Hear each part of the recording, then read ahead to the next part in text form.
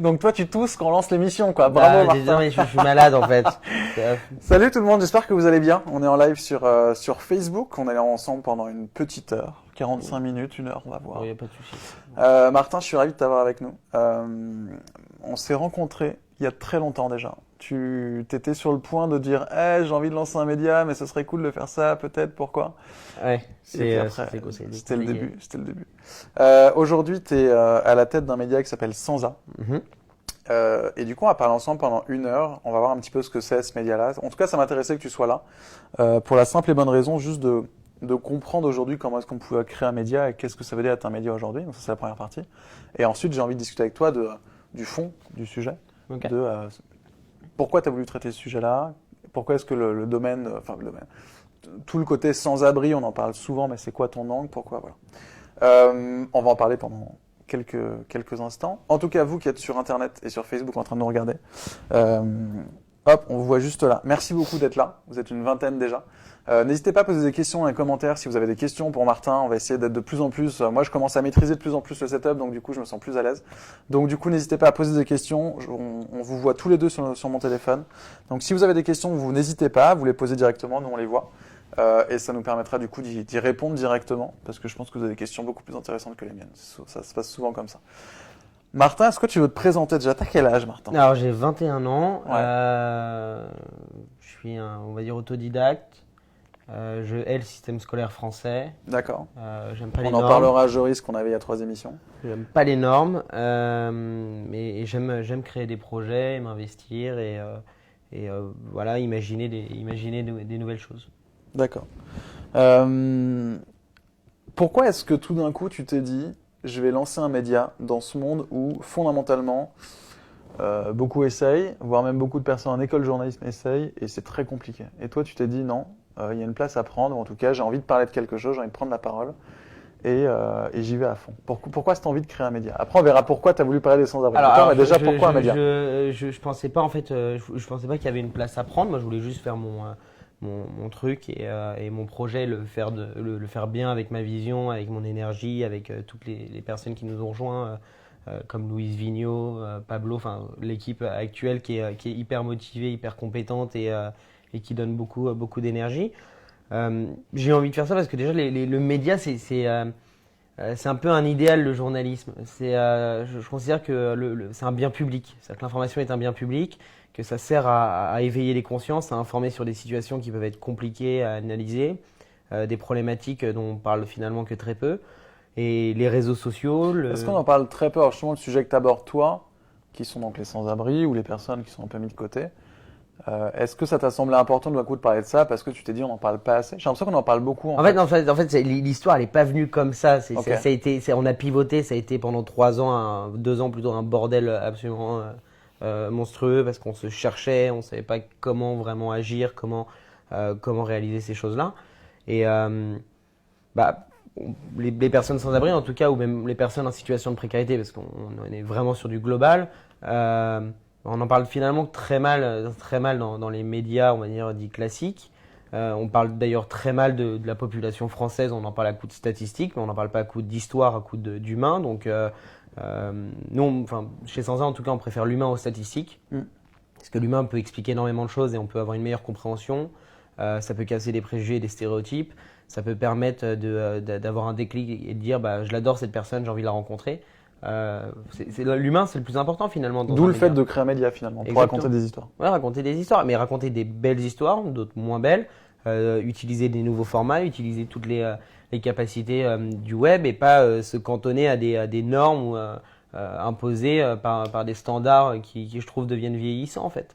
C'est quoi les standards vieillissants? C'est l'article type Oui, l'article type, dire phototexte. Pourquoi on fait un phototexte et pourquoi on ne ferait pas simplement une émission de radio avec du diaporama sonore, avec un mélange de vidéos, multiplier tout ça. Si on n'essaye pas, on ne peut pas savoir si ça marche.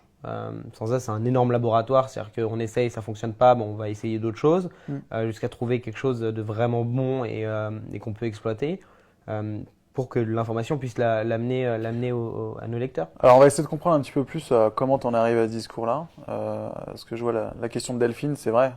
Mais t'es qui toi? Je peux te poser la même question, Delphine. Qui es-tu? Delphine est une amie journaliste.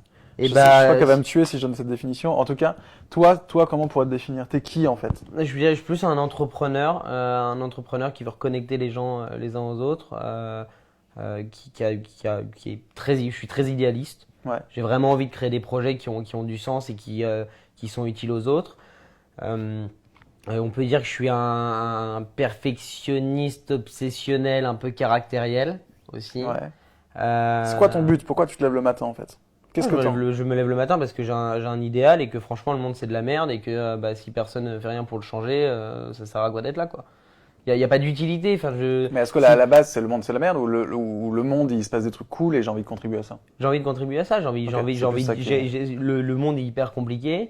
Ok, on vit plus longtemps aujourd'hui. L'intolérance baisse. Il y a plein de choses qui évoluent, mais il y a toujours des problèmes. Les inégalités se creusent. Et je pense que si on n'agit pas, à quoi on sert pour la société? Parce que se lever le matin et aller faire aller bosser, puis retourner, puis bosser, je trouve pas ça palpitant, quoi. J'ai un mode de vie un peu déstructuré, quoi. C'est-à-dire que là, j'ai fait une nuit blanche, quoi. Donc ça fait, il est 19h, donc ça doit faire 32 heures que j'ai pas dormi. Et c'est cool. Je m'amuse, quoi. Donc je fais pas ça je le fais par choix. Je le fais pas par obligation, mais parce que simplement ça m'éclate. Alors raconte-moi le petit Martin, il y a quelques années, avant que tu montes sur ça. C'était quoi la jeunesse du truc? Qu'est-ce que tu t'es dit et comment t'en es arrivé à te dire aujourd'hui il y a cette problématique qui sont les personnes qui sont un peu en marge de la société, il faut s'intéresser à eux. Qu'est-ce qui s'est passé avant ça? Raconte-moi un peu la genèse. Genèse, c'est que je suis le dernier d'une famille recomposée. Ouais. Donc ça a été un peu compliqué. Il y a un peu cet écart générationnel avec mes parents. Donc leurs habitudes, je les comprends pas forcément et ils me comprennent pas forcément non plus. Je me suis fait virer pas mal de fois. De collège, Des au lycée, lycées, collèges. J'ai vécu des trucs pas forcément cool dans ces lycées et collèges. Pourquoi tu te faisais exclure? Qu'est-ce qui se passait? C'est parce qu'en fait, je suis hyper passionné, donc moi je m'y mets à fond, je suis pas dans la demi-mesure, donc justement, c'est un moment, les profs me disaient arrêtez de participer. Ok, je vais vous pourrir la vie en fait. Ah oui, c'est vrai. C'est un peu du mal à se situer, puis les cours, je trouve que la méthode d'apprentissage, elle est complètement débile. Par exemple, le bac, ce que j'ai fait au lycée, au collège, je m'en souviens absolument pas. C'est-à-dire que le système éducatif n'est plus adapté au temps que l'on vit. Et puis je sais pas, non, j'ai jamais été en phase avec les gens de mon âge, une différence, incapable de tisser des liens forts. Et puis quand j'en tissais, en fait, j'idéalisais beaucoup la personne et du coup, au revers de médaille, en fait, elle est pas comme ça. Donc très. Donc toi-même, finalement, tu te sens assez proche de ton sujet. Ouais, très proche. Je me sens proche parce que c'est des personnes qui ont connu des trucs pas forcément super cool et qui ont connu des traumatismes dans leur vie. Moi, j'ai connu aussi des trucs pas cool et puis d'autres choses belles. Et c'est ça la vie, quoi. On est tous un peu aussi sans A. On est un peu tous sans abri, sans argent, sans amitié, sans affection à un moment, mais on a de l'humour, de l'espoir, des envies. Pourquoi tu t'es intéressé à ce que les gens n'avaient pas et pourquoi tu t'es plutôt pas intéressé à ce que les gens avaient? Parce que là, ton titre, il est très sans A, donc sans argent, sans amitié, sans... Parce que je pense que c'est quand on n'a rien qu'on donne le plus. C'est ce que disait Nicolas Loubet il y a 2 semaines ici, où il disait on peut créer du commun si et seulement s'il y a nécessité. Ouais. T'es d'accord avec ça? Je pense que quand on n'a rien, on est super ingénieux pour justement s'en sortir. Et c'est ce qui est fort chez ces personnes, c'est qu'elles ont une capacité de résilience, elles n'ont plus rien, mais elles vivent encore. Alors que moi, si demain je tombe à la rue, je ne sais pas comment je réagirais. Et je pense qu'elles sont incroyablement fortes, ces personnes. Elles survivent finalement à leurs conditions et à ce qu'elles peuvent vivre tous les jours dans la rue ou même les autres personnes en situation de précarité. C'est ultra violent. Et je pense que les rencontres, ça permet justement de redonner cette petite flamme, cette petite lumière et de dire t'es pas seul et tu sais quoi, t'es mon pote maintenant et à chaque fois que je passerai, on prendra un café et on discutera. Ça a plus de sens et puis c'est de l'honnêteté, c'est vraiment sincère. Quand ils disent je suis heureux, c'est sincère. Il n'y a pas cette espèce d'hypocrisie, de malhonnêteté, Comme quand on dit, par exemple, sur un chat, sur Facebook, on dit ça va. Enfin, c'est. Oui, cette espèce mais c'est une barrière sociale qui fait que. Ouais, mais c'est très, très étrange. Enfin, c'est bizarre. Il y a plus. C'est comme s'il y avait cette méfiance permanente. Eux, ils le sont au début, mais après, ils sont à cœur ouvert. Donc, c'est ce qui est assez beau. C'était quoi tes premières rencontres avec des personnes justement qui étaient un peu. Alors, les premières rencontres. Parce que fondamentalement, tous les jours, je pense qu'on en croise tous, des personnes qui sont sans abri, des personnes qui sont sans repère, et en fait, on a plus malheureusement, enfin, je parle pour moi vraiment, mais j'ai plus un côté un peu presque de peur, un peu pas peur physique, mais peur qu'est-ce qu'on peut dire en fait, tu vois, de barrières, de comment ça marche entre nous et comment ça peut fonctionner. Voire même, je vais aller jusqu'au bout et c'est pas grave si je passe pour un con, mais il y a parfois ce côté de j'ai du taf et j'avance à un moment donné, c'est pas mon focus et j'avance. Comment est-ce que toi tu t'es dit, eh ben non en fait, je prends le temps et je discute avec eux. Je suis naturellement assez sociable, donc j'ai une facilité pour aller vers les autres. Et dans ce que tu dis, quand tu as du taf et que tu ne peux pas t'arrêter, en fait, ce qui est hyper cruel dans la rue, c'est qu'on a l'impression que la rue, c'est un endroit où on se rencontre. Il y a de moins en moins de bancs, il y a de moins en moins de parcs. Malheureusement, c'est un endroit de passage ou alors c'est un endroit de transit. C'est un endroit de transit, donc tu vas à un point A à un point B. Et si tu veux t'arrêter, tu es obligé de consommer soit dans un café, soit quelque part. Mais tu n'as, à proprement parler, aucun lieu où tu peux t'installer et discuter pendant 1 heure paisiblement, confortablement. Donc en fait, à part un café quoi, mais pas à part un dans la rue, café. Mais si tu as envie d'aller t'installer correctement, tu es obligé d'aller chez quelqu'un, ou alors dans un café, ou alors quelque part. Mais tu ne peux pas rester proprement dans la rue, quoi. C'est comme s'ils ont fait à la gare Saint-Lazare. Ils ont à un moment enlevé toutes les chaises de la place. Donc c'est un lieu de transit, ce n'est plus un lieu de vie, ce n'est plus un lieu de rencontre. On attend des personnes et puis on va aller ailleurs. Et ces personnes-là, en fait, elles sont dans cette espèce de zone semi-invisible. C'est-à-dire que nous, en fait, on ne peut pas aller au point A, on ne peut pas aller au point B, mais on est là. Mais en fait, ce qui est intéressant, c'est qu'on réfléchit beaucoup aux smart cities aujourd'hui, à l'évolution de la ville. Et en fait, en même temps que tu parlais, je me rendais compte que finalement, ces réflexions-là, on pense la ville comme du flux parce qu'en fait tout est flux aujourd'hui. Ou comme des données ou comme des flux. Mais il y a plus effectivement. Enfin, ouais, c'est étonnant. Et en même temps, il y a ce côté comment est-ce que ces flux et ces données remettent du vivre ensemble. Mais c'est vrai que finalement, on se met une barrière de mais il faut ça pour remettre du vivre ensemble dans la rue, alors que finalement, on pourrait y aller beaucoup plus simplement. C'est comme les cabines téléphoniques. On n'a plus. Alors qu'avant, c'était les personnes faisaient la queue pour téléphoner. Donc ça pouvait créer mais je t'ai pas déjà vu quelque part. Ça pouvait créer des rencontres. Il y a plein de choses comme ça qui peuvent créer des rencontres qu'on enlève. C'est comme le mobilier urbain, c'est un mobilier qui est anti-sans-abri. T'as vu les sièges de métro, t'es assis, c'est pas ultra confortable, tu peux pas te reposer là-dessus. Tout est fait en fait pour qu'on ne reste pas, on ne squatte pas. On ne s'approprie pas le lieu en fait. On y reste quelques minutes, quelques dizaines de minutes. Mais pas plus. Et donc, ces personnes, elles se retrouvent un peu elles sont dans le flux, mais sans vraiment l'être, en fait. Alors toi, t'as fait comment pour t'arrêter et aller voir ces personnes? C'était le 17 août 2013. Je me suis. Tu te souviens de la date? Là, je me souviens de la date, en fait, parce que c'est à ce moment-là où je me suis dit, en fait, que j'avais sacrément merdé, que j'avais été un sacré poids pour mes parents et que je me demandais comment est-ce que je peux être utile aux autres, comment je peux apporter ma pierre à l'édifice dans la société et améliorer tout ça. Et je me suis dit, je vais créer un site qui va mettre en relation les habitants et les personnes sans abri. Et en fait, je me suis inspiré des sites de rencontres, donc ça s'appelait Adopte un sans-abri. C'était pas la meilleure formule. D'ailleurs, sans-a vient de là en fait. D'accord. Et puis je suis allé les voir, et alors quand je leur dis, je vais écrire des portraits pour un peu raconter votre histoire, vous aimez quoi? Puis j'ai rencontré Jean-Marc qui des journalistes, casse-toi. Ils aimaient pas, mais je leur ai expliqué que j'étais pas ce stéréotype-là, et comme eux n'étaient pas le stéréotype des personnes sans abri. Et il me dit, écoute, on peut discuter, mais moi je veux un muffin au chocolat. Donc, je suis acheté un muffin au chocolat, tout le truc, je me suis ruiné. Et quand on a discuté, il me dit, je suis allergique en fait aux muffins au chocolat, mais il adore les muffins au chocolat, donc il se fait voilà. Okay. Et il me raconte, et je lui explique le truc, il me dit, ouais, ça peut être intéressant, ça peut fonctionner. Et je suis allé voir plusieurs personnes pour essayer de faire leur portrait. Alors, j'avais pas de formation de journaliste, donc c'était juste nul. Enfin, c'était nul à chier même. C'était vraiment Il mauvais. fallait bien commencer quelque part. Voilà. Tu l'as fait, ok. Mais quand je suis ensuite retourné chez mes parents, je me suis dit, il faut que je vais développer cette application. Et puis, une application, ça coûte cher à développer, la communication, enfin, je peux pas faire ça tout seul, quoi. Puis j'ai évalué les coûts à 400 000 euros pour faire quelque chose de, sûr. voilà, quelque chose de bien, quoi. Donc, alors, tes parents en love money pour avoir 400 000 euros. Et là, en fait, j'ai essayé, et puis il m'a dit non. Hein. Mon père, lui, il pensait que ça allait me passer. Ma mère, elle était fière que je m'engage pour ça.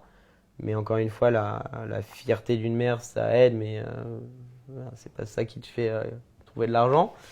Donc là, je me suis dit, je vais passer une semaine dans la peau d'un sans-abri. Ok. Et en fait, c'était l'expérience la plus chelou et la plus violente de ma vie. Parce que tu te retrouves en fait sur une espèce de bout de trottoir et tu vois le monde en fait comme tu ne le voyais pas. C'est-à-dire que quand tu es dans la rue, tu marches, tu vas d'un point A à un point B. Mais là, en fait, tu es bloqué sur le trottoir et t'as pas de sous. Donc le but, c'est pas de rentrer chez soi, hein, logique. Surtout que j'étais en banlieue, donc j'étais venu à Paris exprès. Et là, tu regardes en fait les gens passer et tu commences à écouter un peu vraiment la ville et ce qui se passe. Puis tu entends les gars, ils font on va manger un super steak et toi, t'as juste trop la dalle. Donc déjà, ça t'énerve. Puis ensuite, tu vois les gens qui rigolent, les gens qui jettent un petit regard comme ça, mais qui disent pas grand-chose. Donc en fait, c'est ce mélange un peu de invisible, le regard fuyant, le regard haineux. Les gens qui passent, et puis alors ils me donnent une pièce et moi je me sens trop gêné. Je fais non, mais je fais une expérience, désolé quoi. Ah oui. Oui, non, parce que je peux pas. Mais justement, l'expérience, oui, non, mais serait de pas le dire, non, quoi. mais ils faisaient la démarche de le faire, donc j'ai retenu l'approche de certains. Ils ont parlé, mais je pouvais pas leur dire.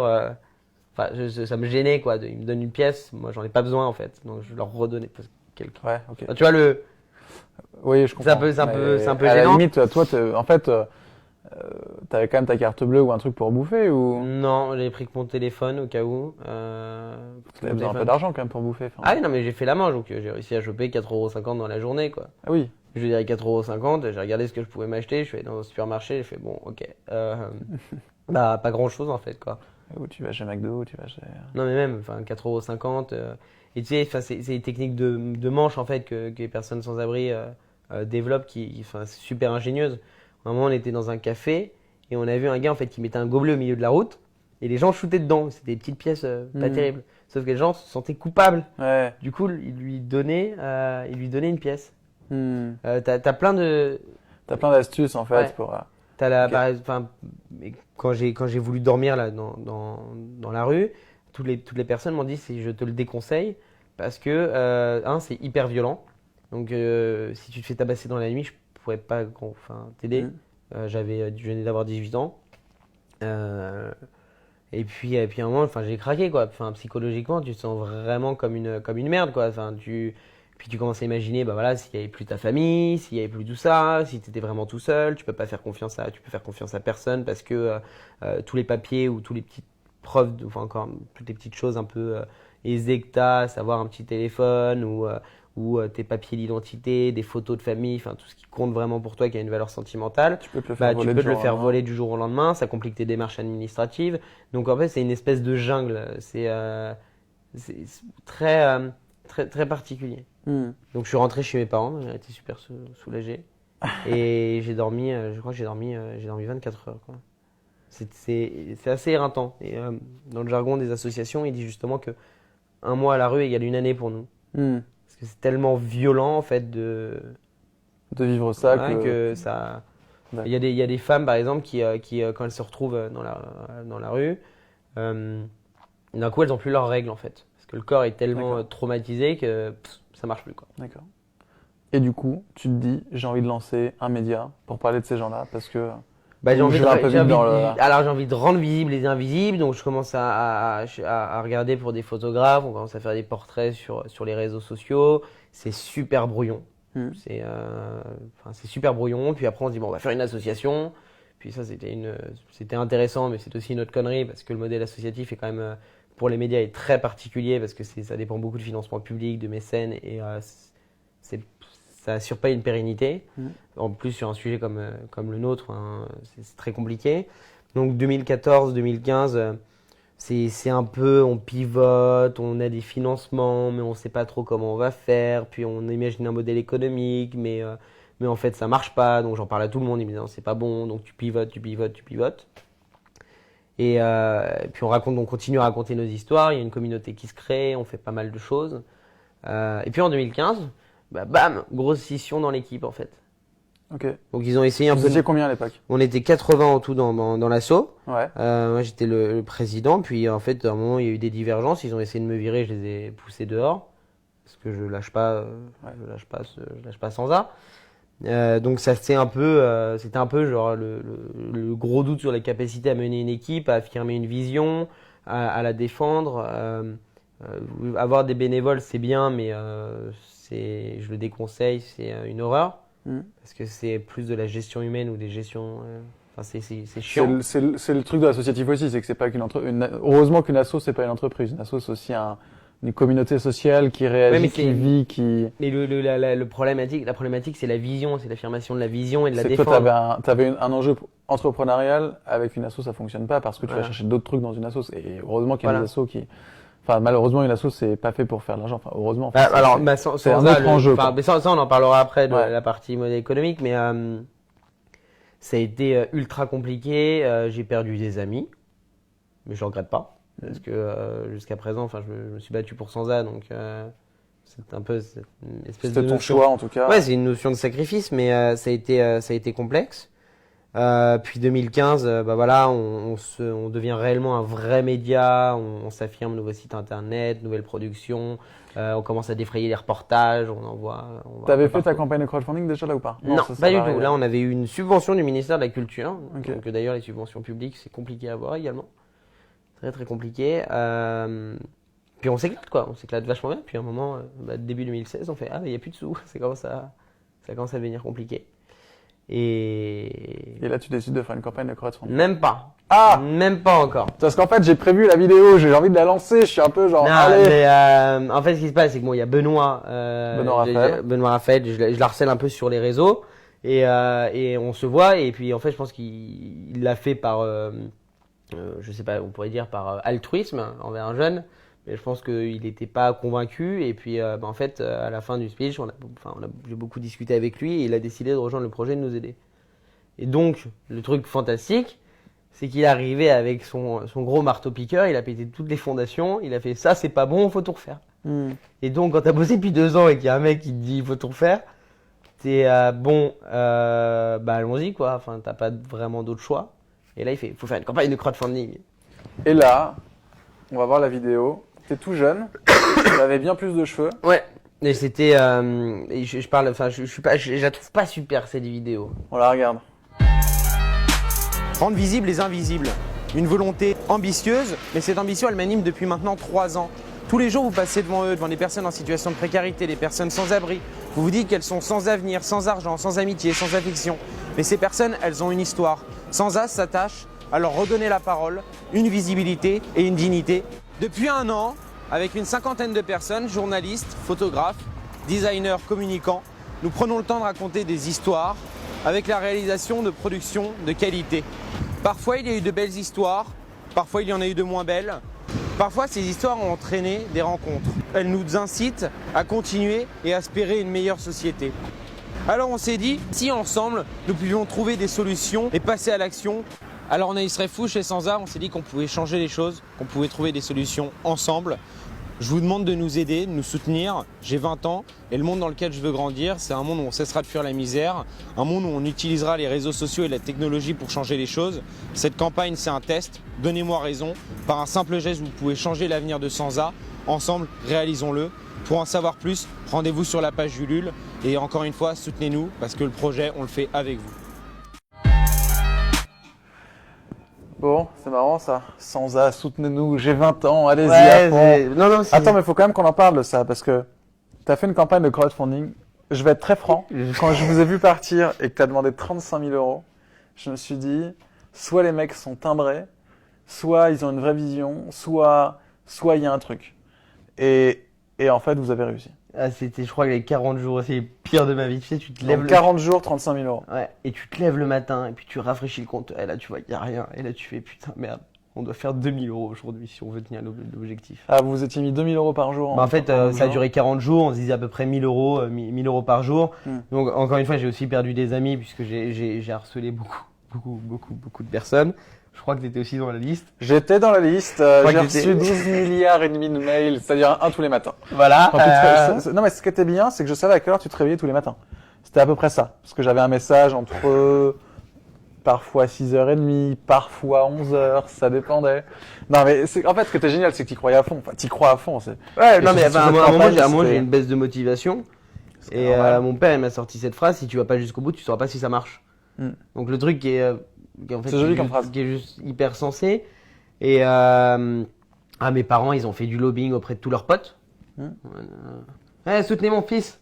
Là, elle récoltait tous les chèques, les trucs. Oui, mais aller chercher 35 000 euros en love money, c'est quand même pas mal. Bah, pour un sujet comme ça, ça a été super difficile, mais c'est tout le travail qui a été fait avec l'équipe, puis avec Benoît sur comment on peut faire émerger une nouvelle façon de faire du journalisme d'impact, qui a changé la donne. Puis il y a aussi le côté, voilà, j'avais 20 ans, ça attire, quoi. Enfin, c'est un peu argument marketing, quoi. Mais d'ailleurs, c'est dommage en fait que ce soit un argument marketing, quoi. Ce serait plutôt. Non, c'est un argument marketing parce qu'il y a un côté dans les médias toute la journée, on nous dit les jeunes ne font rien et le fait de faire conversation, c'est aussi de prouver qu'il y a plein Tu as des gens. jeunes, tu fais plein de choses. Oui, mais c'est intéressant de le montrer, ça. Il suffit pas de le dire, quoi. Et du coup, c'est intéressant aussi de se dire tout d'un coup, bah, j'ai envie d'y aller, qui même me suivent. Et c'est intéressant comme démarche. En tout cas, le crowdfunding est assez clivant dans le sens où c'est soit ça marche pour 10%, enfin je connais pas les stats, mais en fait, soit ça marche, soit vraiment ça marche pas et tu prends cher. T'as une énorme réalité, c'est qu'on pense que les médias ça rapporte. Je sais pas, sur plein de plateaux, ça ne rapporte rien. Ah bah rien du tout. Qui pense ça?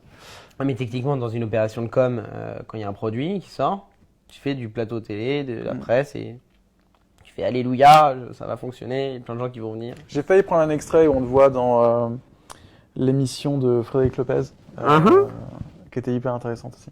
Donc oui, tu as fait un peu le tour des médias pour raconter ton histoire.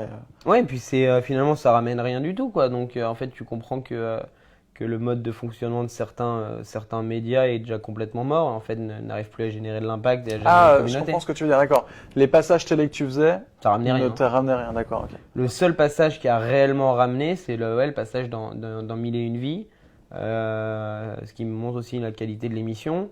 Il y a plein de gens qui sont venus, donc ça a fédéré une autre communauté. Mais sinon, le crowdfunding, les médias, ça n'a rien ramené, quoi. Et ce qui fonctionne, c'est les mails. Donc, il faut envoyer du mail, il faut avoir une relation presque hyper privilégiée, intime avec ses abonnés et envoyer des newsletters différentes à chaque fois. Le truc, c'est qu'on reçoit plein de newsletters. Donc, aujourd'hui, nous, on se pose la question de comment faire un beau format, quelque chose qui est vachement intéressant et qui vaut le coup d'ouvrir ce mail. Et c'est intéressant, il y a beaucoup de médias qui se lancent comme ça en fait. Beaucoup de médias qui se lancent en se disant Brief Me le fait effectivement, mais ce côté effectivement en fait on va arrêter de dépenser 15 000 euros pour commencer à faire un site, on va simplement déjà faire une newsletter et un site ça sert à rien. Ouais. Alors je voudrais que tu me parles de ça en fait. Tiens, on va voir du coup Sansa. Donc ça va s'afficher mais on va s'entendre. Donc Sansa c'est ça.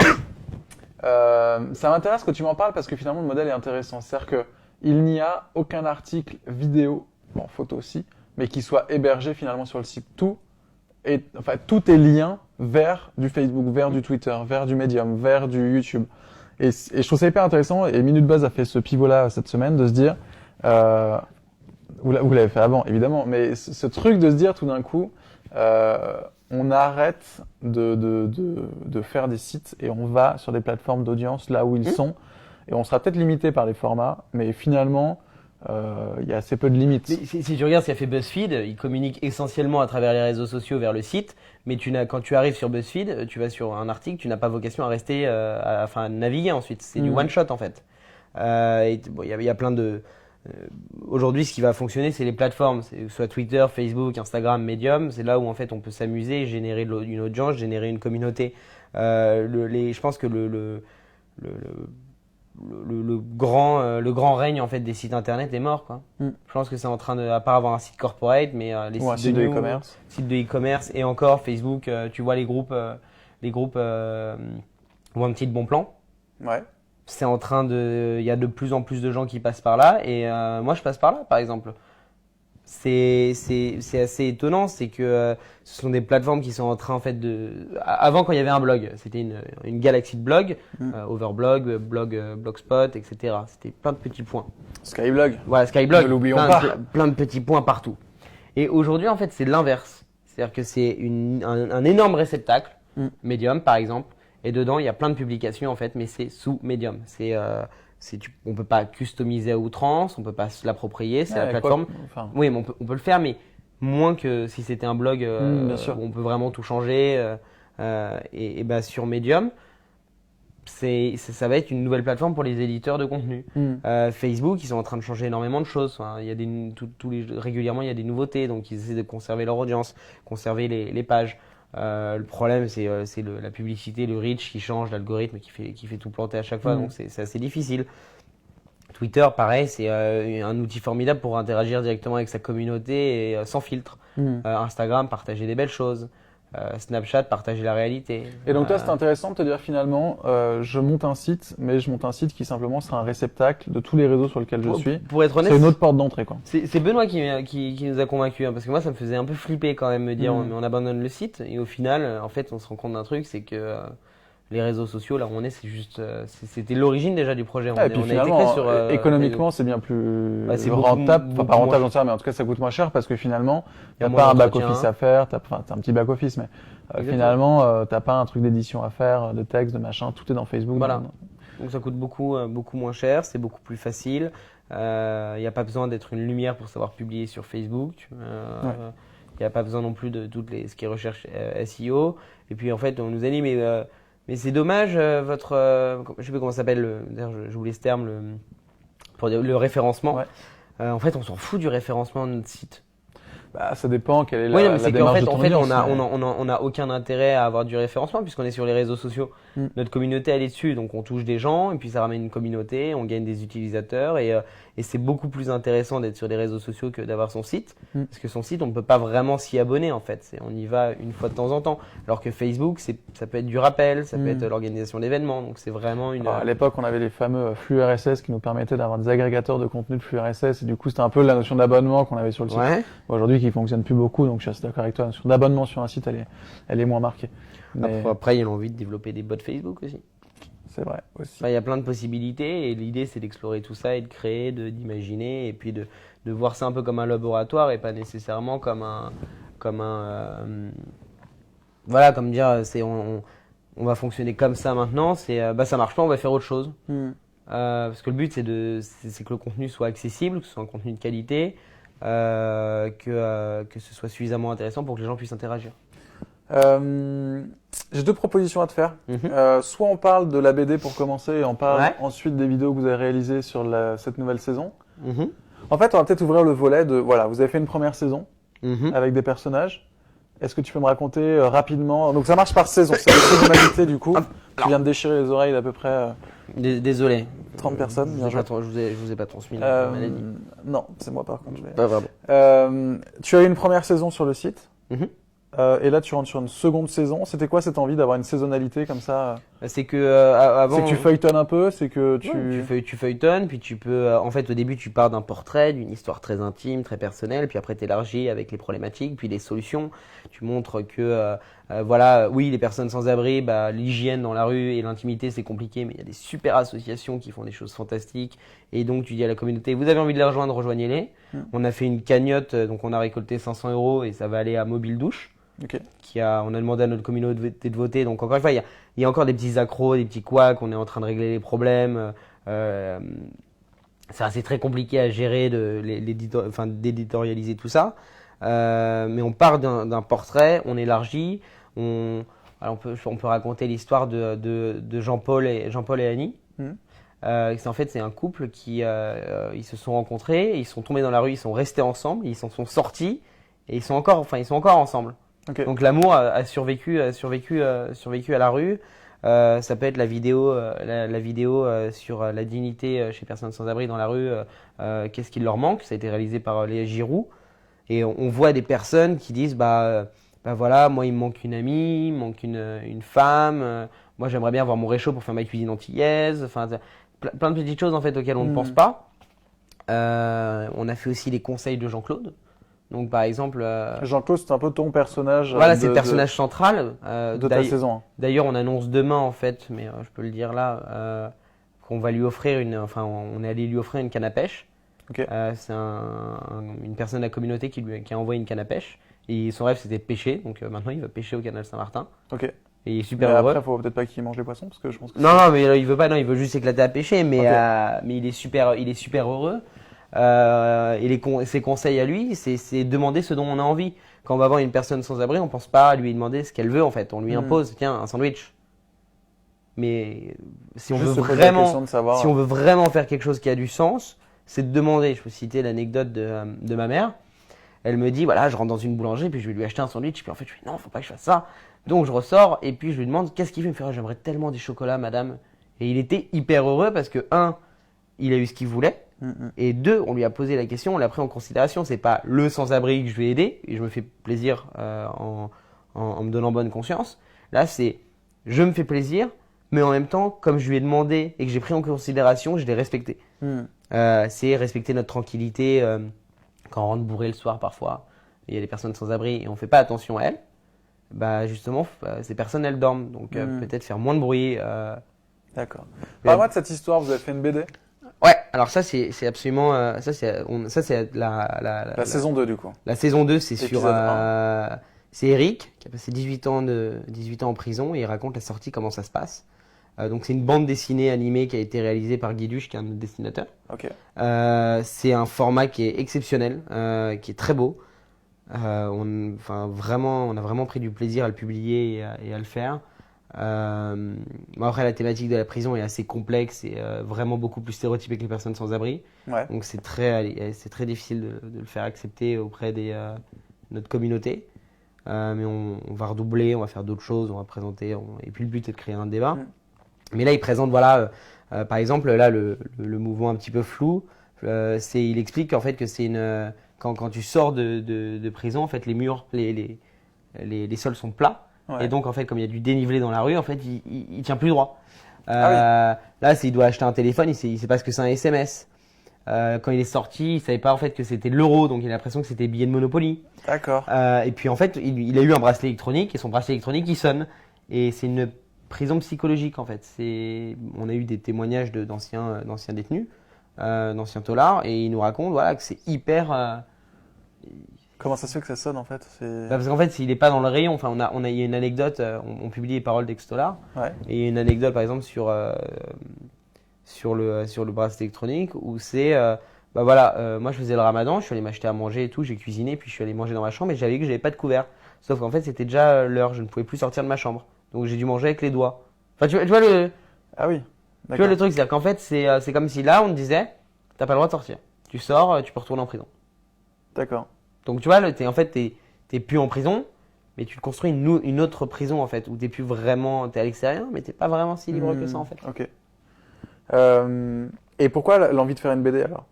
Parce que c'est l'envie d'innover, de créer des nouveaux formats. Chaque saison est différente, scénarisée différemment, des contenus différents, des approches différentes. C'est l'envie d'innover, d'essayer, de voir comment ça se passe, et puis de créer des contenus plutôt créatifs. On va regarder une vidéo que vous avez réalisée. Ouais. Alors on va voir Une petite maison. les petites maisons. On va regarder ça, ça marche. Voilà mon campement, voilà mon chantier derrière. Ça, c'est des fleurs que j'ai replantées il n'y a pas 3-4 jours. Ça, c'est des petits concombres qui vont pousser. C'est mes bijoux à moi, c'est mes femmes pour moi. Je m'en occupe tous les jours. Voilà chez moi.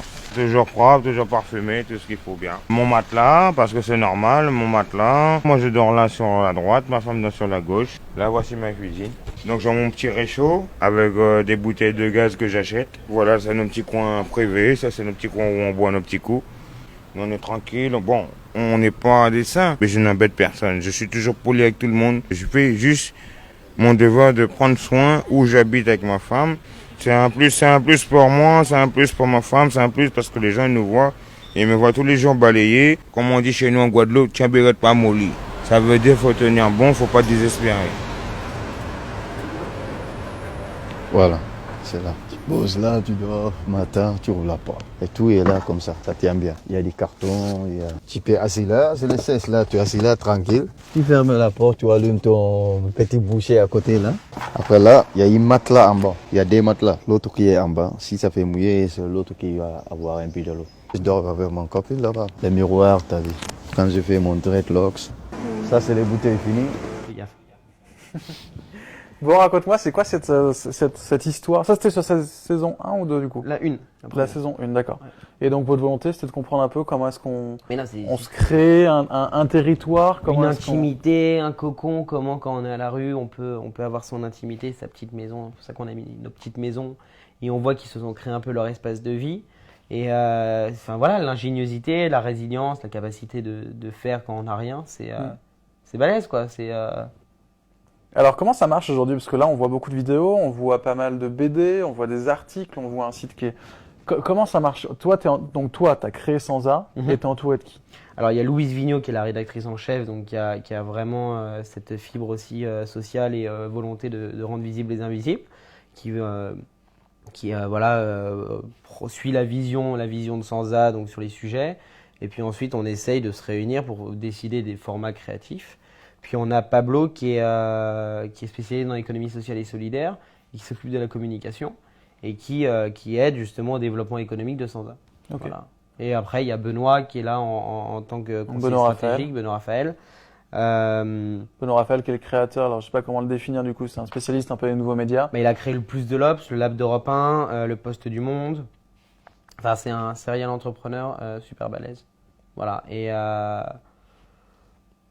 il aide sur tout ça, et c'est lui aussi qui a fait finalement, qui a créé cette vision, qui a redonné un nouveau souffle à Sansa, quoi. Donc ça, très très important. Et puis la façon dont on imagine les contenus aussi, c'est de se dire il n'y a pas de limite, quoi.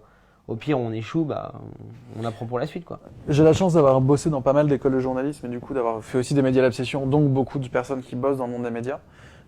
S'il y a des personnes qui ont un sujet, ils peuvent te le proposer. Comment ça marche? Alors, est-ce que c'est entrant? Est-ce que tu acceptes des sujets? Est-ce que non, parce que vous avez votre vision et votre truc et c'est à 6 mois déjà ou... Alors en fait, ça va être complètement différent. C'est que j'ai envie de sortir une plateforme en fait de crowdsourcing Ouais. pour notre communauté. C'est-à-dire que Tu viens de l'inventer là ou ça fait longtemps que vous y réfléchissez? En fait, non, ça fait longtemps que j'ai réfléchi, mais là, il y a une autre idée qui est revenue. Mais Ouais. Il l'envie. faut savoir que ça me fait marrer quand on est tous les deux, parce qu'à chaque fois tu me dis mais si, il y a une solution, ce serait de faire ça. Et j'ai toujours l'impression que tu viens de l'inventer le truc. En mode mais si, on va le faire, c'est évident. C'est comme évident. oui. Comme si ça faisait 2 ans que t'en parles alors que tu viens d'inventer le truc. Mais non, donc du coup, ok, why not? Donc une plateforme de crowdsourcing du coup. C'est-à-dire que en fait, nous on fonctionne par thématique, donc on annoncerait les thématiques bien à l'avance. Et en fait, tous les mois, on va mettre une cagnotte spécialement pour le journalisme, où on va mettre les sujets qui nous plaisent, et c'est la communauté qui va choisir lesquels ils veulent. En fait. D'accord. Donc c'est-à-dire qu'on met l'argent Ouais. et on dit vous voulez voir quoi. Donc on respecte notre lectorat, notre communauté, et puis s'il y a des personnes qui ont envie de proposer des sujets, on les valide, et ça se trouve en fait un journaliste, on va lui dire ton sujet il est génial, on le fait, vas-y, et puis hop, il est dans la Et du coup après il est crowdfundé peut-être. Alors il n'est pas crowdfundé parce qu'aujourd'hui moi j'ai pas envie de demander de l'argent à ma communauté, Ok. mais c'est qu'en fait l'argent que l'on gagne, on crée une cagnotte spéciale pour cette plateforme-là, et les gens peuvent décider, là ça coûte 500 €, on va choisir là, puis ça, puis ça. En fait c'est quasiment un système d'abonnement et de vote, c'est-à-dire que enfin ça pourrait être ça. Ils s'abonnent pas en fait, ils s'abonnent pas, ils payent rien, ils choisissent en fait. Et ça permet de montrer à la communauté qu'elle a du poids et qu'elle a finalement elle décide aussi de la suite qu'elle veut donner une saison. Donc un projet on le fait pas pour soi, on le fait pour les autres. On le fait pour une communauté. Sinon c'est un ego trip quoi. Autant rester tout seul et puis. T'arrives à savoir c'est qui cette communauté aujourd'hui? Ouais. C'est qui les gens qui te lisent? 18, je crois que c'est 18-34 ans, c'est 50% de notre audience. Ouais. Comment Et, tu dis dans 18? 34 ans. Ok. Et ensuite, Un peu l'audience du web. Voilà, et puis après, on a beaucoup de personnes relativement. Qu'est-ce qu'elles viennent chercher en fait? C'est plus ça la question. Je pense qu'elles viennent chercher du sens, des moyens d'agir, des moyens de comprendre ce qui n'est pas expliqué ailleurs. On est le seul média français à le faire, il me semble le seul média mondial à le faire, en tout cas de cette façon. Il y en a d'autres qui veulent rendre visibles les invisibles, mais ils ne le font pas pareil ou enfin, en tout cas différemment. Et elles viennent chercher du sens et une façon de participer et d'agir. Nous, on veut encourager la communauté à l'action. Donc, quand il y a des solutions, quand ils ont envie de faire des choses, hop, allez-y, on y va, quoi. Je voudrais te montrer un truc. Bon, tu le connais parce que je te l'ai montré avant l'émission. C'est à Sarcelles qui est ma ville de cœur parce que mes grands-parents habitent à Sarcelles. Voilà. Et à Sarcelles, il y a des jeunes qui se sont mobilisés pour donner à manger à des sans-abri. J'ai juste pris, ça dure 1 minute, Ok. et c'est la minute qui m'a le plus intéressé parce que finalement, il fait le lien entre ce qu'on fait et finalement notre capacité à être très critique envers les autres.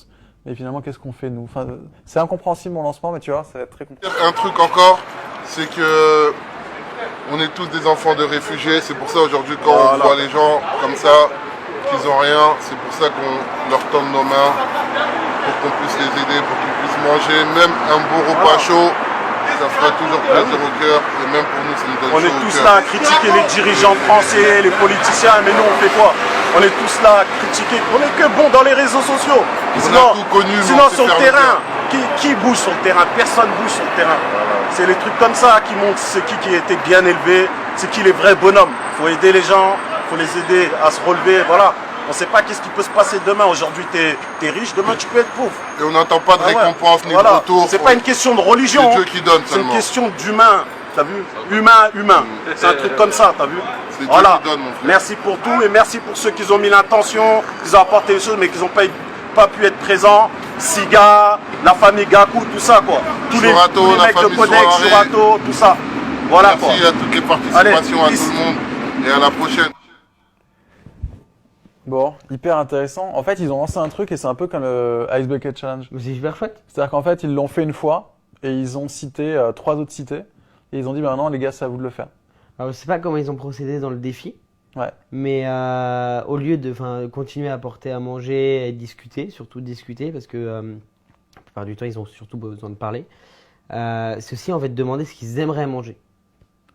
Ouais, alors là, c'est vrai qu'ils sont plutôt sur le côté, on a fait à manger pour tout le monde. Et en fait, alors, la vidéo est beaucoup plus longue, je vous invite vraiment à aller la regarder. Où ça serait intéressant de voir que finalement, la place est redevenue un lieu où les gens pouvaient discuter, échanger, tout Tout ça. ça, c'est important. Ouais. Et je trouve cette initiative vraiment chouette en fait. Je trouve que ça fait tellement du bien d'entendre ça et de se dire que tout d'un coup, là où, alors si j'en ai entendu parler sur C8 ou à la nouvelle édition, mais il y a peu de médias finalement qui en ont parlé. Et je trouvais ça vraiment très chouette de tout d'un coup Mais mettre un focus et dire regardez quoi. Et Les réseaux sociaux, ça a beaucoup circulé en tout cas. Et ce qui est chouette en fait, c'est que voilà, on peut dire tout ce qu'on veut des jeunes, mais il y en a qui se bougent et il y en a plein qui ont envie de se bouger. Il faut juste créer le déclic en fait. Et ça, tout le monde peut le faire quoi. D'agir et d'aller parler à une personne sans abri, il faut oser. Et parfois, il y a des super belles rencontres. Ça peut devenir des super potes quoi. Donc, faut pas hésiter à y aller. Faut foncer. Et puis, ce genre d'initiative, ça montre que une communauté, ça peut se développer, ça peut se créer et qu'ensemble, on peut tous changer quelque chose, quoi. c'est tellement beau, j'ai envie de finir là-dessus. Bon, comment est-ce qu'on peut t'aider? Ce sera ma dernière question. Comment on peut t'aider? Comment on peut te filer un coup de main? Comment on peut contribuer à Sansa? Alors, vous pouvez rejoindre le groupe Facebook, ensemble avec Sansa. Ouais. On va prochainement, alors le site internet, on va le refaire. On va sûrement le refaire en tout cas et on va développer une stratégie collaborative de co-construction avec la communauté en fait. D'accord.